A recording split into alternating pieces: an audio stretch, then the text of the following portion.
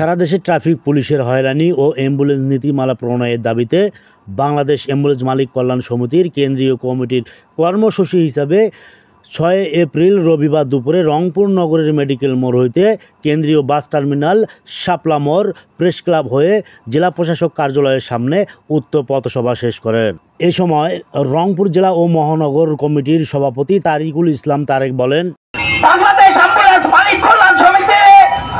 রংপুর জেলা মহানগরের ডাকে কেন্দ্রীয় কমিটির ডাকে আজকের এই অ্যাম্বুলেন্স র্যালি,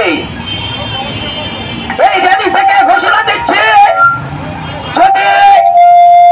আমাদের সাধারণ অ্যাম্বুলেন্স মালিকদের দাবি দেওয়া আগামী 12 এপ্রিলের আগে পূরণ করা না হয়, তাহলে আগামী 12 এপ্রিল ভোর 6টা থেকে সারা বাংলাদেশ অ্যাম্বুলেন্স বন্ধ থাকবে। জেলা ও মহানগর কমিটির সাধারণ সম্পাদক শরীফুল ইসলাম বলেন, অ্যাম্বুলেন্স নীতিমালা 2023 এবং অ্যাম্বুলেন্স আয়কর মুক্ত ঘোষণা, বাণিজ্যিক রেজিস্ট্রেশন প্রদান, টোল মুক্ত সহ 5 দফা দাবি বাস্তবায়নের প্রধান উপদেষ্টার আন্তরিক হস্তক্ষেপ কামনা করছে। এছাড়াও উক্ত পথসভায় উপস্থিত ছিলেন সহ সভাপতি ইকবাল হোসেন সুজন, সহ সভাপতি মোস্তাফিজুর রহমান শাহীন, সহ সাধারণ সম্পাদক দুখু,